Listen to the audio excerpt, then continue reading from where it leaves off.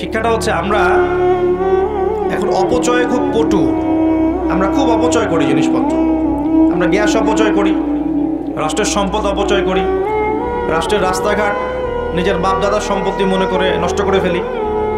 সম্পত্তি কিন্তু আমার না, এটা রাষ্ট্রের, জনগণের। আপনি রাষ্ট্রের সম্পত্তি নষ্ট করতে পারেন না, আপনাকে কিন্তু জবাব দিতে হবে। এই যে রাস্তায় যাচ্ছেন, মনে করেন টোল দিতে হবে, বাইকটা টান দিয়ে টোল না দিয়ে চলে গেলেন, এই যে একটা চুরির অপরাধ হলো, প্রতারণা হলো আপনার, এটা হক ছিল রাষ্ট্রের, নষ্ট হয়ে গেল। এভাবেই রাষ্ট্রের সম্পদগুলো নষ্ট হচ্ছে, অনেকেই করছে। এটা করা যাবে না। এই যে পানি অপচয় করছি আমরা, গ্যাস অপচয় করছি, কোনো কোনো ক্ষেত্রে আমরা আমাদের হায়াতও অপচয় করছি না? হায়াত অপচয় করছি না? সময় হায়াতও অপচয় করছি, আমাদের যৌবন অপচয় করছি। অপচয়ে পটু একটা জাতিতে পরিণত হয়েছি আমরা। আল্লাহ মাফ করুক আমাদেরকে। আল্লাহ পাক দেখেন, আল্লাহ পাক বলছেন পানির স্তর কিন্তু নিচে নেমে যেতে পারে। যদি নিচে নেমে যায়, আল্লাহ ছাড়া কে আছে পানি নিয়ে আসবে তোমাদের জন্যে?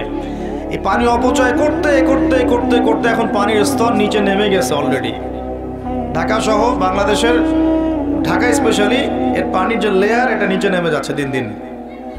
খবর আছে আপনার? সারাদিন, একদিন 24 ঘন্টায় পুরো ঢাকা শহরের প্রত্যেকটা বাথরুমে যত গ্যালন গ্যালন পানি অপচয় হয়, এগুলোকে সংরক্ষণ করা গেলে বাংলাদেশের পানির অপচয়, পানির কোনো সংকটই থাকতো না। এখন মনে হচ্ছে পানি তো অনেক, সমস্যা নাই, পানি চলে যেতে কয়দিন সময় লাগবে? নদীগুলো শুকিয়ে যাচ্ছে না? আগের মতো পানি আছে নদীতে? নদীগুলো শুকাচ্ছে না? অপচয় এমন একটা কাজ, যখন একটা জাতি অপচয় করে তখন তাদের উপর থেকে বরকতটা উঠে যায়। কি উঠে যায়? বরকত। আমরা অপচয়টা বন্ধ করে দিই, আল্লাহ পাক তৌফিক দান করুন। আমাদের অপচয়টা দেখাচ্ছি, একটু দেখেন। আমরা মাশাআল্লাহ মসজিদে যাই, গিয়ে মাশাআল্লাহ আমরা ট্যাপটা ছাড়ি, আর যার ইমানের জোর যত বেশি, তার ট্যাপের স্পিডও মাশাআল্লাহ তত বেশি। ঠিক আছে, পানি পড়তে থাকে দেদারসে। এক বালতি পানি দিয়ে আমরা ওযু করি, এক বালতি পানি দিয়ে আমরা একজন ওযু করি। খেয়াল করে দেখেন, এখন যদি মসজিদে নামাজ পড়তে আসে 500 জন মুসল্লি, 500 বালতি পানি খরচ করে ফেলেছে। ওমর রাদিয়াল্লাহু আনহুর যুগ হলে এই মুসল্লিরা মাইর খেত। ওমর রাদিয়াল্লাহু আনহুর যুগটা থাকলে এখন এই মুসল্লিদেরকে পিটানো হইতো। ওখানে প্রশাসন থাকতো কতটুকু পানি খরচ করতো দেখার জন্য। এটা কি অপচয় মনে হচ্ছে না আপনার কাছে? এক বালতি পানি দিয়ে রাসূল সাল্লাল্লাহু আলাইহি ওয়াসাল্লাম এক বালতিরও কম পানিতে গোসল করতেন। সহিহ বুখারী পড়ে দেখেন, নবী সাল্লাল্লাহু আলাইহি ওয়াসাল্লাম এক বালতিরও কম পানি দিয়ে গোসল করতেন। আর আমরা ওযুই করি, এক বালতি পানি লাগে, আধা বালতি পানি লাগে। আর এই শহরগুলোতে যে শাওয়ার ছেড়ে দিলাম, ব্যাস পড়ছে পানি 1 লিটার, 10 লিটার, 15 লিটার, 20 লিটার গোসল করতেছে। মহিলা ঢুকলে তো কথাই নাই, 40-50 লিটার পানিও চলে যেতে পারে। এই যে পানির অপচয়, এটা লেকচারে বলবো ভাবছিলাম, সুযোগ পাচ্ছিলাম না, আজকে মনে পড়েছে বলে দিলাম। পানির অপচয় করেন না। আল্লাহ পাক কিন্তু পানির নিয়ামত নিয়ে নিতে পারেন, পানির স্তর নিচে নেমে যেতে পারে, কিন্তু আল্লাহ পাক আমাদেরকে বোঝার তৌফিক দান করুন। শুধু পানি না, কোনো সম্পত্তিরই অপচয় করবেন না, ব্যক্তিগতও না, রাষ্ট্রেরও না। সম্পত্তি সঞ্চয় করার চেষ্টা করেন ইনশাআল্লাহ, তাহলে সামনের যে দিনগুলো আসবে কঠিন, ওই সময় ইনশাআল্লাহ লাভ হবে আমাদের। কঠিন দিন যে সামনে আসছে, এটা কি বিশ্বাস করেন না? বিশ্বাস করার দরকার নাই, যখন আসবে তখন বুঝেন। এখন শোনেন, যুবক ভাইদেরকে বলছিলাম এবং যুবতীদেরকেও বলছি, স্পেশালি ইয়াং জেনারেশন এখানে বেশি, তাই তোমাদেরকে বলছি, আল্লাহ পাকের এখানে দুইটা কথা আছে। একটা কথা, রাসূলের আদেশ যা যা আছে মানতে হবে, নিষেধ যা যা করেছেন বর্জন করতে হবে। স্টার্ট করেন ঘুম থেকে। ঘুমানোর সময় আপনি সূরা মুলক পড়েন। সূরা মুলক তেলাওয়াত করতে হলে কোরআন তেলাওয়াত করার আগে শিখতে হবে, তাই তো? সবাই জানি তো কোরআন তেলাওয়াত করা জানি?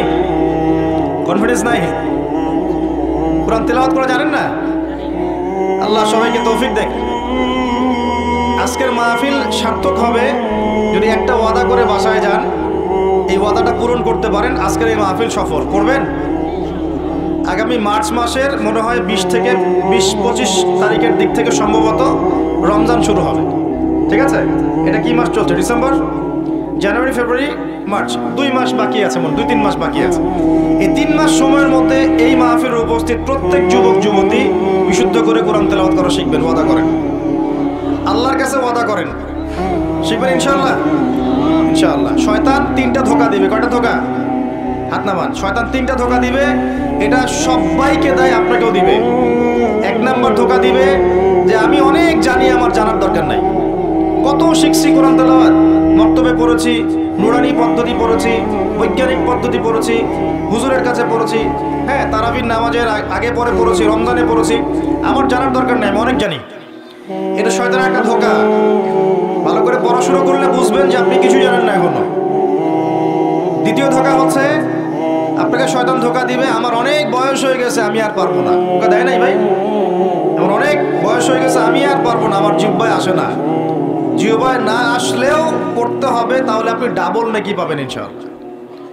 জিহ্বায় না আসলেও যারা পড়ে হাদিসে আসছে, মানে আটকে আটকে যায়, তারপরেও ওহু আলাইহি শাক্কুন, এটা তার উপর কঠিন হয়, তারপরেও সে চেষ্টা করে, ফালাহু আজরুন, তার জন্য ডাবল পুরস্কার, ডাবল নেকি হবে ইনশাআল্লাহ।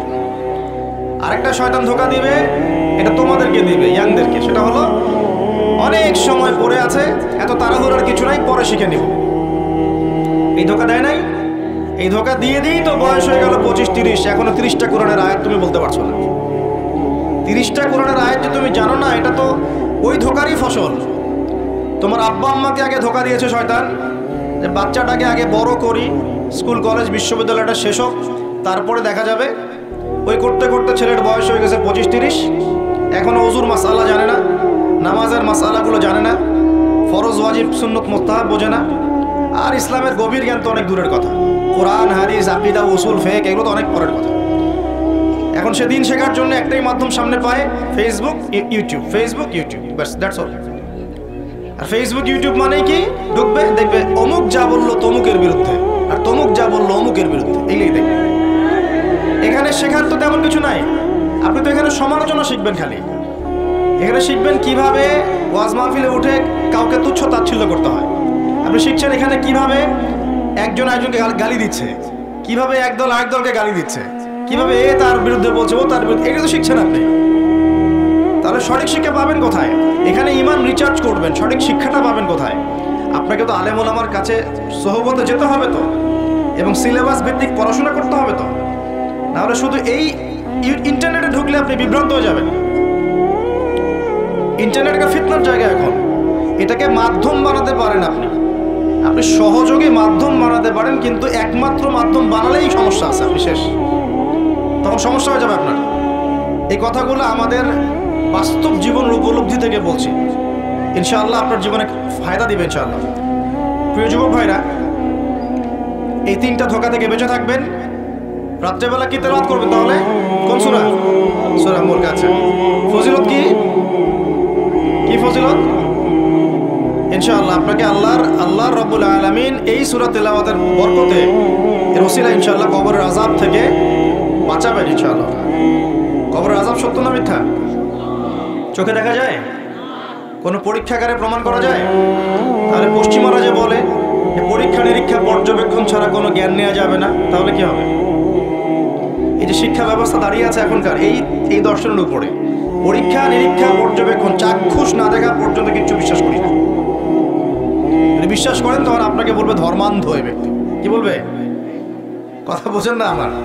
হ্যাঁ, ওদের ফিলোসফি অফ এডুকেশন, মানে আমরা বলি এটাকে এপিস্টিমোলজি, আমাদের ফিলোসফিতে বলতো এপিস্টিমোলজি, মানে জ্ঞান তত্ত্ব। এই শব্দের অর্থ হচ্ছে কি?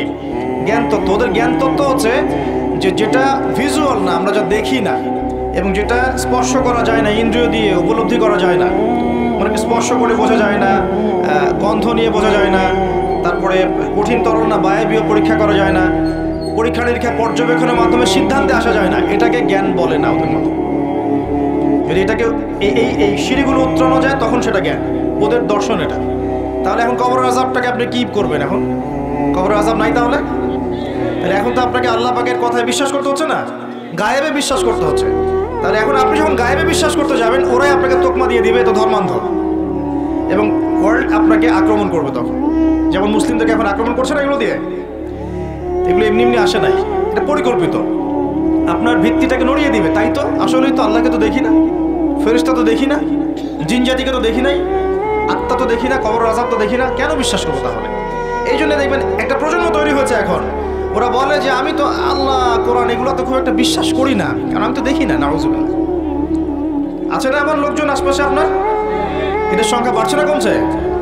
দিন দিন বাড়ছে। হয়তো আপনার কাছে মনে হচ্ছে যে এদের সংখ্যা হয়তো বেশি না, কিন্তু দিন দিন বাড়ছে। একটা তথ্য